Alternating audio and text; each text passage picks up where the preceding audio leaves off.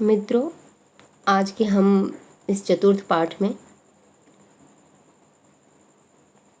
सिद्धांत कौमुदी के तिङन्त भ्वादि प्रकरण के भू धातु के लिट लकार के नवरूपों को पढ़ेंगे। तो हम प्रारंभ करते हैं। ये नवरूप किस प्रकार सिद्ध होंगे।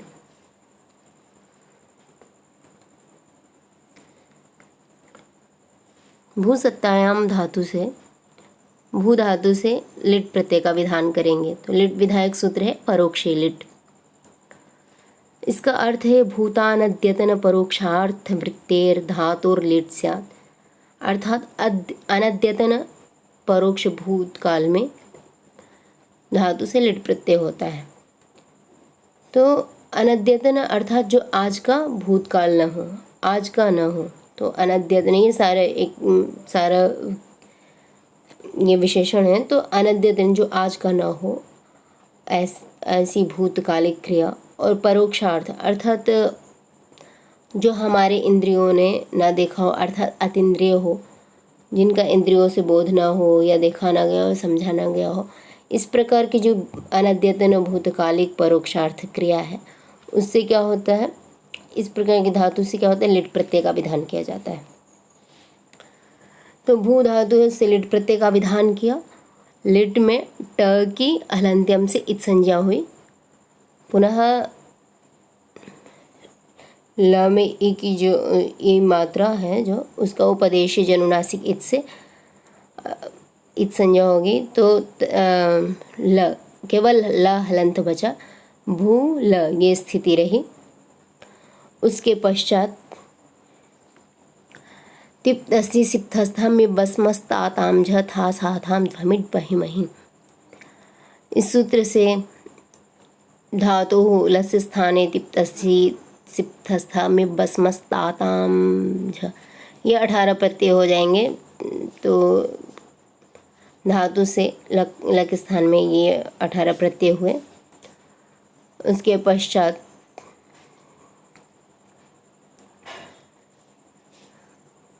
पश्चात लिट्च सूत्र है। तो ये लिट्च ये सूत्र कहता है लिडादेशस् तिङ् आर्धधातुक संज्ञा एव स्यात् न तो सार्वधातुक संज्ञा। अर्थात लिट के स्थान में जो आदेश किया है तिङ् का, तिङ् आदि 18 प्रत्ययों का, वो आर्धधातुक संज्ञक ही होंगे, न तो सार्वधातुक। इसलिए ये क्या हुआ, ये जो तिप्तस्थि है, इनकी क्या हुई, आर्धधातुक संज्ञा हुई। आर्धधातुक संज्ञा का ये फल हुआ कि कर्तरी शब्द, इससे क्या हुआ, शब्द विकरण नहीं लाएंगे। अर्थात वो कर्तरी शब्द क्या कहता है, कर्तृर्थे सार्वधातुके परतः धातु शब्द भवति। तो यहाँ पे कर्ता अर्थ तो है, लेकिन ये सार्वधातुक नहीं है। सार्वधातुक न होने से शब्द विकरण भी नहीं आएगा, तो भूतिप ही रहा। तदनंतर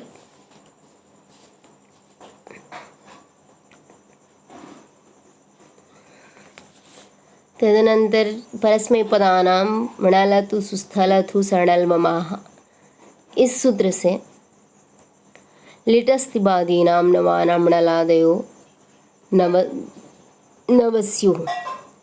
अर्थात लिट के स्थान में जो तिबादी नव प्रत्यय हैं, अर्थात तिप्तसि सिप्तस्था मी बस्मस, केवल इतना, ये जो नौ प्रत्यय हैं उनके स्थान में क्या होता है, क्रमशः णल अतुस उस थल अथुस अणल ब म ये आदेश होते हैं क्रमशः। तो तिप के स्थान में क्या हुआ, णल हुआ। तो णल में क्या हुआ, ल की हलंत्यम से इत संज्ञा हुई और ण की चोटू से इत संज्ञा हुई। चोटू क्या कहते हैं, उपदेशे प्रत्ययस्य आदि चवर्ग टवर्गौ इत्संज्ञको भवतः। तो उपदेश में प्रत्यय के आदि चवर्ग टवर्ग की इत्संज्ञा होती है। तो ये क्या है, टवर्ग है, इसकी इत्संज्ञा होगी, टवर्ग में न आता है। इत्संज्ञा होने के पश्चात स्थिति रे भू अ, इस स्थिति में सूत्र की प्रवृत्ति होती है भुवो वुग लुंग लुटोः। भुवो वुग लुंग लिटोः। ये कहते हैं भुवः वुग आगमः स्यात् लुंग लिटोः अचि परतः। भू धातु को बुक आगम होता है, लुंग लिट संबंधी हो तो अच परे रहते हैं। लुंग लिट संबंधी अच परे हो तो भू धातु को बुक आगम होता है। तो यहाँ पे एक संदेह होता है, शंका होती है। शंका क्या, यहाँ पे सबको संदेह हो सकता है कि भू ये स्थिति है, यहाँ पे अणल प्रत्यय का विधान किया था हमने। तो अणल में जो उड़ा है वो णित होने से क्या हुआ, अचोणिति से यहाँ वृद्धि की भी प्राप्ति है, एवं गुण की तो आर्धधातु सार्वधातुक आर्धधातुक योः से प्राप्ति है ही, क्योंकि आर्धधातुक प्रत्यय परे है, गुण की भी प्राप्ति है। तो गुण और वृद्धि दोनों की ही प्राप्ति है, किंतु गुण करने के पश्चात और वृद्धि करने के पश्चात भी वुक आगम दोनों स्थितियों में प्राप्त है भुवो वुग लुंग लिटोः से। इसीलिए कृते पे प्राप्नोति अकृते पे प्राप्त है। गुण और वृद्धि करने पे भी प्राप्त है, नहीं भी करने पे प्राप्त है वुक आगम। इसलिए ये जो वुक आगम है वो नित्य विधि है। नित्य विधि हमेशा अन्य को बांध लेता है, तो नित्यत्वात् वुक गुण वृद्धि बाधते। नित्य होने से गुण वृद्धि का बाध हो जाता है, इसीलिए हम वुक आगम ही करेंगे। तो वुक आगम क्या है, कित है। इसीलिए आद्यंतौ टकितौ इस सूत्र से कित होने से अंत अवयव को होगा, धातु को ही होगा, क्योंकि भू धातु को ही वुक आगम हो रहा है। तो कित आगमः अन्तावयवस्य भवति, टित आगमः आदि अवयवस्य भवति। तो कित होने से पर में बैठा, तो भू वुक अ। इस स्थिति में क की हलंत्यम से इत संज्ञा होगी तथा वो का जो ऊ है उसके उपदेश जनुनासिक के इत से इत संज्ञा होकर तस्य लोपा से लोप होके भू व हलंत रहा अ, भुव अ ये स्थिति रही। क्योंकि वुक आगम धातु को किया है, इसलिए वो धातु का अंग माना जाएगा। तो भुव अ ये रहा। अब इस स्थिति में लिटि धातुरन अभ्यासस्य इस सूत्र की प्रवृत्ति होती है। यह कहता है लिटि परे अनभ्यास धात्वयवस्य एकाचः प्रथमस्य द्वेस्तः आदिर्भूतात् अचः परस्य तु द्वितीयस्य। अर्थात अनभ्यास धातु के प्रथम एकाच को द्वित्व होता है, लिट परे हो तो, तथा अजादि जो धातु है उसके द्वितीय एकाच को द्वित्व होता है। तो ये अजादि धातु तो है नहीं, अच आदि में तो है नहीं, इसीलिए क्या हुआ, इसके प्रथम एकाच को ही द्वित्व होगा। तो भूव था, भूव पूरा था तो उसको द्वित्व करेंगे, तो भूव अ ये स्थिति रहे। द्वित्व मतलब दो करना, तो भूव ये स्थिति रही। भूव णल का अ। पुनः सूत्र की प्रवृत्ति होती है पूर्वोभ्यास। इसका अर्थ है अत्र ये द्वे विहिते तयोः पूर्वः अभ्यास संज्ञा भवति। कि जो हमने अत्र ये द्वे विहिते मतलब द्वित्व जिसका विधान हमने किया है उसमें जो पूर्व वाला है उसकी क्या होती है, अभ्यास संज्ञा होती है। तो भूव अ ये स्थिति है, तो उसमें पूर्व जो भूव है उसकी क्या हो गई, अभ्यास संज्ञा हो गई। अभ्यास संज्ञा हुई, उसके पश्चात सूत्र की प्रवृत्ति हुई हलादि शेष। इसका अर्थ है अभ्यासस्यादिर हल शिष्यते अन्ये हलो लुप्यन्ते। अभ्यास के आदि हल का अभ्यास के आदि हल शेष रहता है तथा अनादि हल का लोप हो जाता है। तो आदि हल क्या है, भू है, और अभ्यास संज्ञा पूर्वाभ्यास से पूर्व की अभ्यास संज्ञा की है। तो अभ्यास का आदि हल भू भू है और अन्य जो है अनादि हल किसको माना जाएगा? ब। तो ब की क्या हो जाएगी? व का लोप हो जाएगा। तो भू भूव अ ये स्थिति रही। उसके पश्चात सूत्र की प्रवृत्ति होती ह्रस्व। इसका अर्थ है अभ्यासस्य अचः ह्रस्वः स्यात्। अभ्यास में जो अच है उसको ह्रस्व होता है। तो पूर्व की अभ्यास संज्ञा की थी भू भूव अ ये स्थिति रही, तो पूर्व में केवल भू है उसको क्या हो जाएगा? ह्रस्व हो जाएगा। तो भू भूव अ ये स्थिति रही। इस स्थिति में अभ्यासी चर्च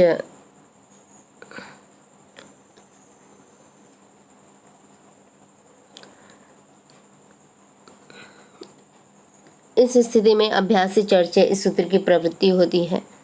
ये कहता है अभ्यासे झलाम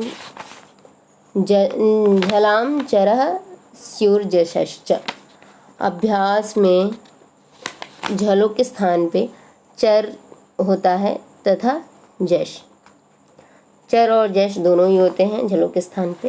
तो झलों को दो भाग में बांटा है, पहला झश और दूसरा खय। तो झषाम स्थाने जशः आदेशः, खयाम स्थाने चरः आदेशः। तो ये जो भ है, भ जो है वो क्या है? झष प्रत्याहार के अंतर्गत आता है, क्योंकि झष प्रत्याहार क्या है? झ भ घ ढ ध ज ब ग ड द। तो झष प्रत्याहार के अंदर कितने हैं? भ वर्ण आया, उसके स्थान पे क्या हो जाएगा? जश आदेश होगा। तो जश में ज ब ग ड द ये वर्ण आए। और अभ्यास संज्ञा तो पूर्व की ही थी। भू भूव अ ये स्थिति रही। अभ्यासी चर्च से झश के स्थान पे जश कर देंगे तो स्थान प्रयत्न साम्य को देखते हुए भ के स्थान पे ब हो जाएगा। जो अभ्यास संज्ञक जो भ है वो उसको क्या हो जाएगा? ब हो जाएगा स्थान प्रयत्न साम्य। तो क्या हो जाएगा? भूव अ ये स्थिति रही। इस स्थिति में भवतेरः सूत्र की प्रवृत्ति होगी। ये कहता है भवतेः अभ्यासोकारस्य अः स्यात् लिटि परे। तो लिट के परे रहते क्या होता है कि भू धातु के अभ्यास उकार को अकार आदेश होता है। अभ्यास का जो उकार है उसको क्या हो जाएगा? अकार आदेश हो जाएगा। तो पूर्व की अभ्यास संज्ञा है वो जो उकार है उसको अकार हो जाएगा। तो ब भूव अ ये स्थिति रही, पूरा मिला के ब भूव। इस प्रकार का रूप संपन्न हुआ बभूव की प्रक्रिया सिद्ध हुई। अब अग्रिम उदाहरण है टिप में, अब तो बना लिया बभूव। अतुस अर्थात तस में बनाएंगे बभूव बभूवतु बभूवु, इस प्रकार का रूप चलेगा। तो अब हम द्विवचनांत बनाएंगे। तो भू लिट पूर्ववत स्थिति रहेगी, परोक्ष लिट से लिट प्रत्यय का विधान करेंगे। और द्वित्व की विवक्षा में हम तस प्रत्यय का विधान करेंगे तिप्तस झी से। तिप्तस झी सिप्तस्थाम इब्बस्मस ताताम झ था साथाम ध्वमिट बहि महि। इस सूत्र से लग के स्थान में क्या करेंगे? धातु से तिप्तस झी इन 18 प्रत्ययों का विधान करेंगे। उसके पश्चात लिट च से आर्ध धातुक संज्ञा करेंगे। आर्ध धातुक संज्ञा का फल होगा कर्तरी शब्द से शब्द विकरण का न होना। तो द्विवचन की विवक्षा में तस प्रत्यय आया। तदनंतर सूत्र की प्रवृत्ति होगी परस्मै पदान अम्णल तु सुस्थल थु सणल ममाह। इससे क्या होगा कि लिटस्तिबादीनाम नवानां अम्णलादयो नमस्युः। तो लिट के स्थान में जो तिबादी नव प्रत्यय हैं तिप्तस्ति सिप्तस्थामि बस्मस, इनके स्थान में क्रमशः णल अतुस उस थल अथुस अणल व म ये आदेश होंगे। तो हम द्विवचन के विवक्षा में अतुस प्रत्यय लाएंगे, तो भू अतुस ये स्थिति रही। इस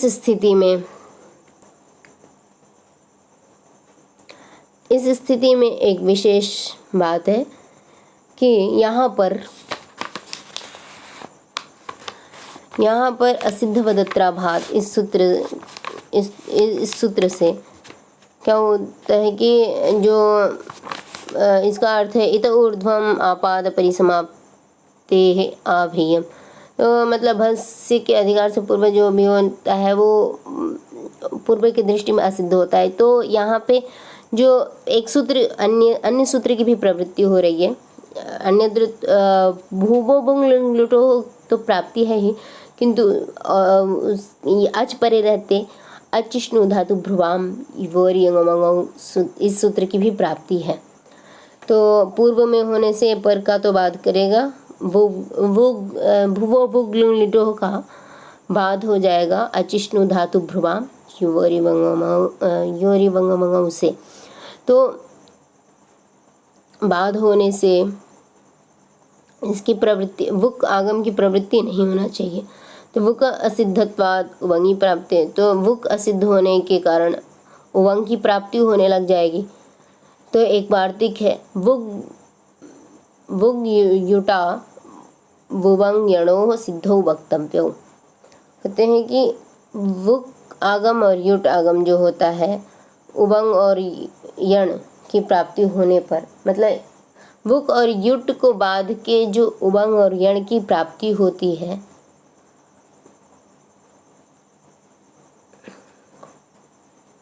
वहाँ पर वुक और युट ही आगम सिद्ध होता है। मतलब वहाँ पे वुक और युट ही सिद्ध कहना चाहिए। मतलब वुक और युट को बाध कर जहाँ पे उवंग और यण की प्राप्ति होती है वहाँ पर वुक और युट को ही सिद्ध मानना चाहिए, अर्थात उवंग का यहाँ पर बाध हो जाएगा। बाध होने से क्या होगा, इस वार्तिक से बाध हो गया और बाध होने के पश्चात भू बुंग लुंग लिटो सूत्र की ही प्रवृत्ति होगी। अतः भू अतुस इस स्थिति में अचिष्णु धातु भ्रुवाम योरिंग से उवंग की प्राप्ति नहीं होगी, क्योंकि वुग युटा वुवंग यणो सिद्धो वक्तव्य इस वार्तिक से उवंग का प्रतिषेध हो जाएगा और वुग आगम होगा भुवो बुंग लुंग लिटो से। यहाँ पे उवंग आदेश कर देंगे, अरे सॉरी, यहाँ पे भुवो बुंग लुंग लिटो से वुग आगम ही करेंगे। तो भुवः वुग आगमो भवति लुंग लिटो अचि परतः। तो भू धातु से वुक आगम ही होगा लुंग लिट संबंधित अच परे हो। तो यहाँ अच परे है, भू धातु है, वुक आगम हो जाएगा। वुक कित होने से अंत्य अवयव में ही अंत अवयव को ही होगा, तो भू वुक अतुस रहा। यहाँ पर वुक आगम से पूर्व एक और भी संदेह है कि यहाँ पे गुण होना चाहिए, वृद्धि भी होनी चाहिए। भू अतुस इसी स्थिति में गुण और वृद्धि की भी प्राप्ति है, किंतु असंयोगाल लिट कित एक सूत्र है, तो वो कहता है असंयोगांतात धातु हो अपित लिट कितवत भवति। तो अतुस जो है वो क्या है, अपित है, क्योंकि इसका पकार इत नहीं गया है। तो जिसका पकार इत जाता है, इत संज्ञा होती है, तो वो पित होता है, किंतु अतुस में पकार इत नहीं हुआ है, इसीलिए क्या है, यह अपित है। और असंयोगांत धातु है ही, संयोगांत धातु वाली तो है नहीं, तो असंयोगांत तो भू धातु है। अतुस इस स्थिति में गुण की यहाँ पे गुण और वृद्धि का जो प्राप्ति थी वो असंयोगाल लिटकित से प्रतिषेध हो जाएगा। असंयोगाल लिटकित से कित्वत होने से किंगितिचे से गुण और वृद्धि का प्रतिषेध होके भुवो वुंग लुंग लिटो इस सूत्र की ही प्रवृत्ति होगी। अतः भुवो वुंग लुंग लिटो से वुक आगम करेंगे, तो भू वुक अतुस ये स्थिति रही। इत संज्ञा होने के पश्चात ब शेष रहा, तो भूव अतुस। पूर्ववती लिटि धातुरनभ्यासस्य से लिटि परे अनभ्यास धात्वयवस्य एकाचः प्रथमस्य द्वेस्तः आदिर्भूताद् अचः परस्य तु द्वितीयस्य। तो यहाँ पे भी अनभ्यास धातु के अवयव प्रथम एकाच को द्वित्व होता है तथा अजादि के द्वितीय एकाच को द्वित्व होता है लिट परे हो तो ये अजादि धातु तो है नहीं, अतः प्रथम एकाच को ही द्वित्व होगा। तो भुव अतुस ये स्थिति रही। पूर्वाभ्यास से पूर्व की अभ्यास संज्ञा हो जाएगी। प्रथम भुव की अभ्यास संज्ञा हुई तो भुव अतुस स्थिति में हलादि शेष सूत्र की प्रवृत्ति हुआ। हलादि शेष क्या कहता है? अभ्यासस्य आदिर हल शिष्यते अन्यो हलो लुप्यन्ते। तो इससे क्या हुआ कि अभ्यास का जो आदि हल भू है वो शिष्ट रहा और अनादि हल क्या है वह उसका लोप हो गया। तो भुव अतुस इस स्थिति में ह्रस्व से अभ्यासस्य अचः ह्रस्व स्यात्, अभ्यास का जो अच है उसको ह्रस्व हो जाएगा। तो भूव अतुस अभ्यासे चर्च से पुनः किम अभ्यासे झलाम जशः स्योर चरश्च। तो इससे क्या होगा कि झल के स्थान में जश और चर की प्राप्ति हुई। तो झल का विभाग होने पे झश और खय दो विभागों में झल को बांटा, उसमें झश के स्थान में जश हुआ, खय के स्थान में चर। अतः यहाँ झश होने से जश आदेश करेंगे स्थान साम्यात, भू के स्थान पे बू हो गया, मतलब भ के स्थान पे ब किया तो भूव अतुस। भवतेरः से क्या हुआ? अभ्यासस्य उकारस्य भवतेः स्यात् लिटि परतः लिट परे है और अभ्यास का जो उकार है उसको अकार आदेश हुआ। तो बभूव अतुस बभूवतुस रहा। अब रुत्व विसर्ग होके बभूवतु इस प्रकार रूप निष्पन्न हुआ। अग्रिम प्रक्रिया है बभूवु बहुवचनांत, बभूव बभूवतु बभूवु। इसमें भी कोई विशेष नहीं है, केवल भू धातु से बहुत्व की विवक्षा में बहुशु बहुवचनम से बहुवचन का प्रत्यय लेके आएंगे तो भूझी, क्योंकि परोक्ष लिट से लिट प्रत्यय का पूर्ववर्ती ही विधान कर देंगे। पुनः बहुत्व की विवक्षा में झी प्रत्यय लेके आएंगे तिप्तस झी इत्यादि से। उसके पश्चात परस्मय पदानाम लतु सुस्थलथु सणल ममाह से क्या करेंगे? बहुत ये क्रमशः आदेश करना है। तो तिवादी जो नव प्रत्यय हैं तिप्तसी सिप्तस्थमी बसमस, उनके स्थान पे क्रमशः अणल अतुस उस थल अथुस अणल वम ये नव प्रत्यय आदेश करेंगे क्रमशः। तो झी के स्थान में क्या करेंगे? उस प्रत्यय आएगा तो भू उस ततः परम। उसके पश्चात वहीं असंयोगालिट कित से यहाँ पे भी गुण वृद्धि का कित्वत होने से इनसे गुण वृद्धि का प्रतिषेध हो जाएगा। तो भुक आगम ही करेंगे तो भुक आगम होगा, अंत्य अवयव को तो भुव उस रहा। पुनः लिटि धातुरनभ्यासस्य से द्वित्व करेंगे तो भुव उस।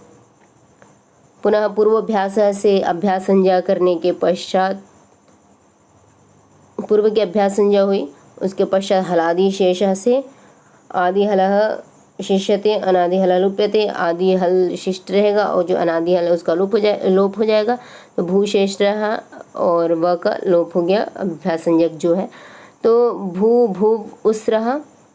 उसके पश्चात ह्रस्व से ह्रस्व हो के भूव उस। अभ्यास से चर्च से जष्ट्व करके भूव उस। भावतेरह से अत्व करेंगे, अभ्यास के उकार को अकार आदेश किया तो ब भूव उस। उसके पश्चात ऋत्व विसर्ग होने के पश्चात बभूवुः, इस प्रकार का रूप संपन्न हुआ। अग्रिम उदाहरण है बभूविथ। बभूव, बभूवतुः, बभूवुः, बभूवित। मध्यम पुरुष के एक वचन का रूप है बभूविथ। तो यहाँ पे भू धातु से लिट प्रत्यय लेके आएंगे। लिट के स्थान पे तिबादी अष्टादश प्रत्यय करेंगे। अष्टादश प्रत्यय का विधान करने के पश्चात यहाँ पे एकत्व एक वचन की विवक्षा है तो तिप लेके आ जाएंगे सीधे। उसके पश्चात लिट से आर्ध धातुक संज्ञा हो जाएगी और उसके पश्चात परस्मै पदानम णल तुसु स्थल थुसर्णल वमाह से जो परस्मै पदी तिबादी नव है प्रत्यय तिप्तसि सिप्तस्तंभि बसमस, उसको क्रमशः अणल अतुस उस थल अथुस अणल वम आदेश होंगे। तो यहाँ पे क्या है, सिप है, उसके स्थान पे क्या हो जाएगा, थल थल थल प्रत्यय होगा। थल प्रत्यय सिप के स्थान पे हम थल आदेश करेंगे तो भू थल रहा। थल का ल की इत संज्ञा हो जाएगी हलंत्यम से, तो केवल थ शेष रहा, भू थ। और आर्ध धातुक संज्ञा लिट से कर चुके हैं हम, तो आर्ध धातु का फल 2 है यहाँ पे। तो करते ही शब्द से एक तो शब्दीकरण का न होना, क्योंकि वो सार्वधातुक परे ही करता है शब्द प्रकरण करता है धातु से, किंतु यहाँ पे सार्वधातुक नहीं है, आर्ध धातुक है। अतः लिट से आर्ध धातु का प्रथम फल ये हुआ। द्वितीय फल ये हुआ कि भूथ, इस स्थिति में लिट की आर्ध धातुक संज्ञा होने का फल ये हुआ कि आर्ध धातु का सेट बलादे है। ये कहता है बलादेः आर्ध धातुकस्य इडागमः स्यात्।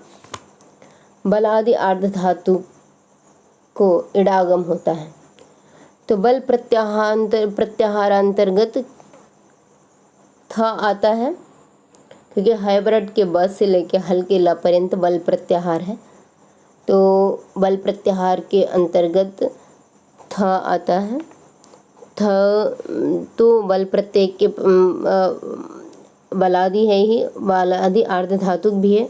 इडागम की प्राप्ति हो रही है, बलादि आर्ध धातुक है, उसको इडागम होगा। तो इट जो है वो क्या है, टित है।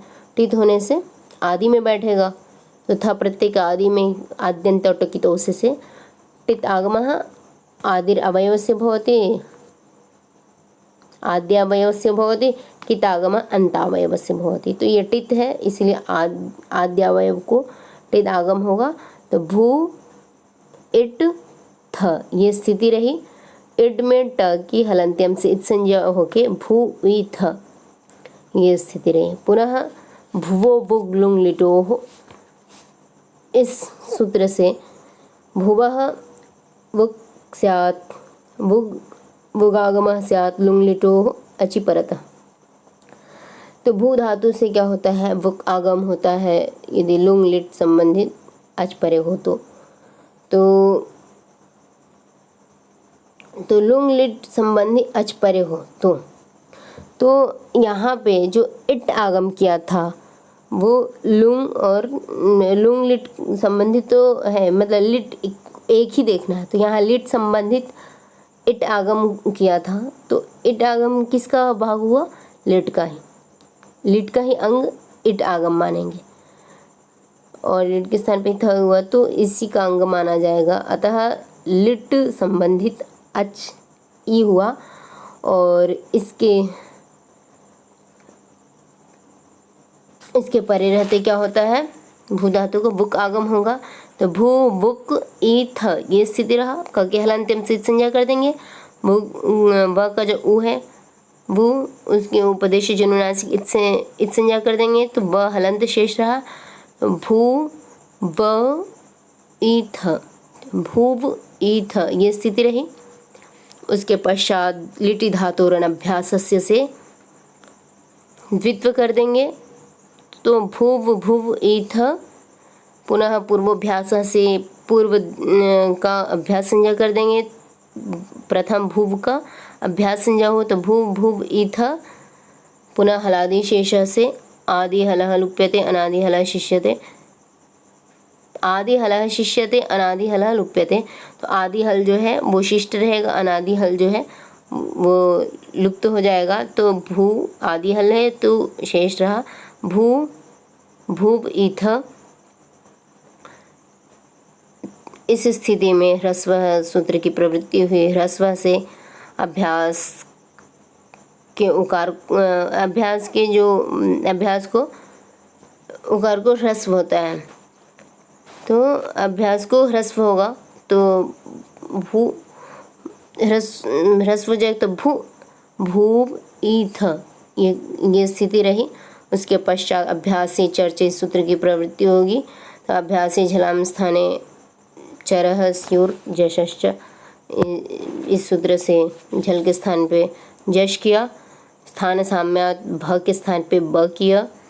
तो बु भूव ईथ, भवतेरह से अभ्यास के उकार को अकार आदेश किया, ब भूव ईथ, संपूर्ण मिला के क्या हुआ बभूविथ।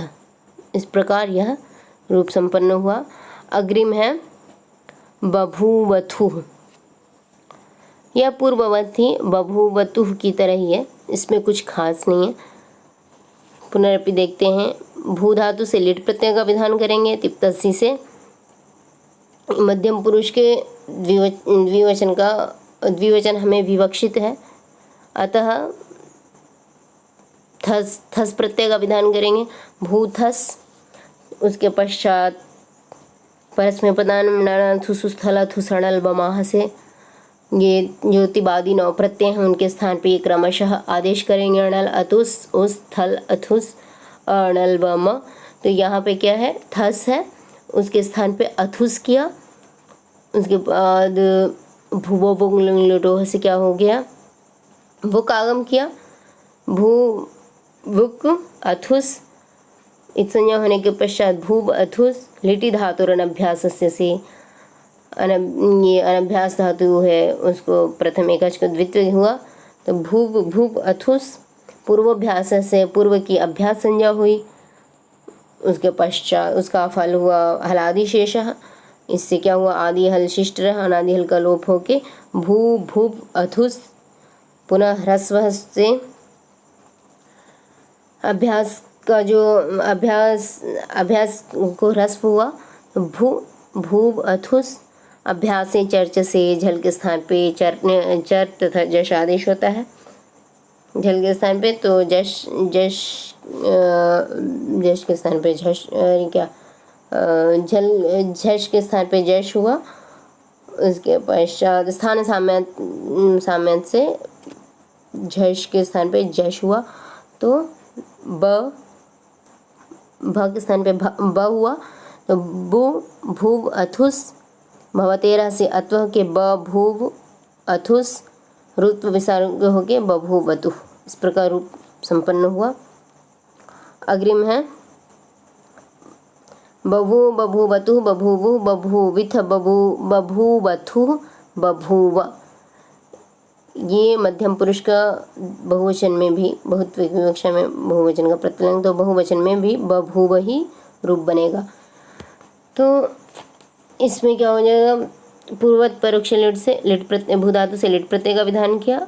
उसके पश्चात तिप्तसी सिप्तस्थ से 18 प्रत्ययों का विधान किया। उसके पश्चात लिट से आर्धधातुक संज्ञा की।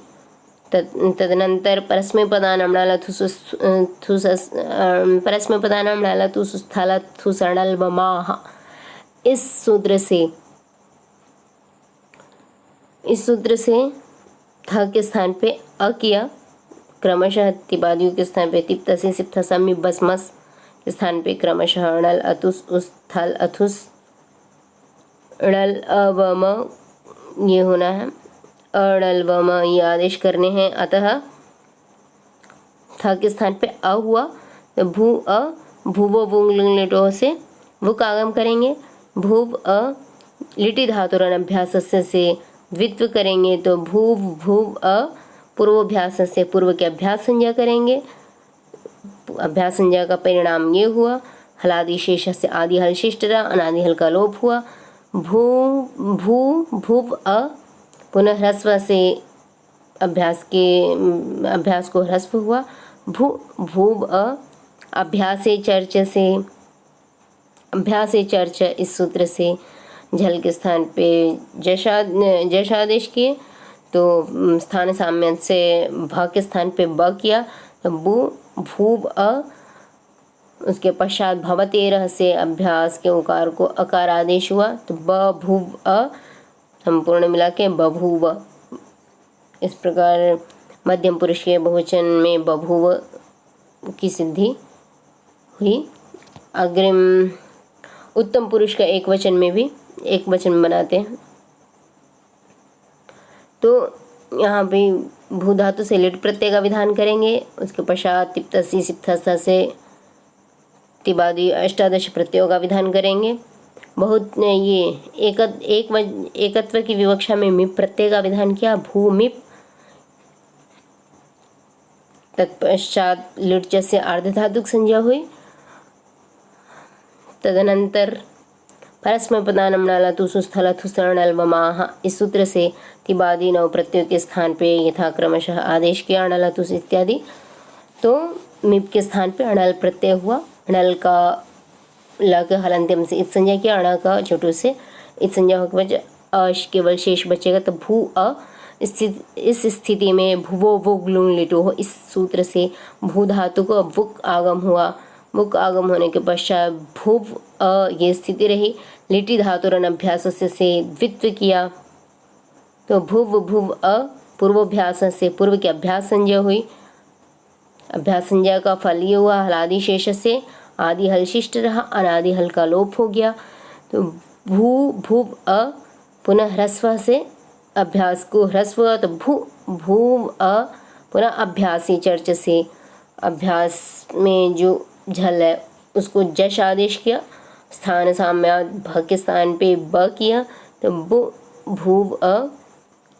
भवतेरह से अभ्यास के उकार को अकार आदेश किया तो ब भूव अ संपूर्ण मिला के बभूव। तो इस प्रकार उत्तम पुरुष के एक वचन में भी बभूव की ही सिद्धि हुई। अब उत्तम पुरुष के द्विवचन में बभूविव रूप बनेगा क्योंकि यहाँ पे द्विवचन की विवक्षा है तो भू से लिट प्रत्यय का विधान किया। उसके पश्चात द्वित्व की विवक्षा होने से बस प्रत्यय करेंगे। तिप्तजी सिद्धस्था में बस मस्त 18 प्रत्यय का विधान करेंगे। द्वित्व की विवक्षा में हम बस लेके आएंगे तो भू बस। उसके पश्चात लिट से आर्धधातुक संज्ञा करेंगे। उसके पश्चात परस्मै पदान अम्लालथु सुस्थलथु सरणल्वमाह इस सूत्र से परस्मै पद तिबादियों के स्थान पे लिटस तिबादीनम लिट के स्थान में जो तिबादी नौ प्रत्यय हैं तिप्तसी सिप्तस्था में बस मस इनके स्थान में क्रमशः अणल अतुस उस थल अथुस अणल्वमा ये आदेश होंगे क्रमशः। अतः बस के स्थान पे क्या होगा, ब आदेश हुआ। बस के स्थान पे ब आदेश हुआ। पुनः लिट से इसकी आर्धधातुक संज्ञा की है। आर्धधातुक संज्ञा का फल ये हुआ कि आर्धधातु का सेट बलादे से बलादे आर्धधातु को इट आगम हुआ। इट आगम हुआ तो स्थिति रही भू ई व।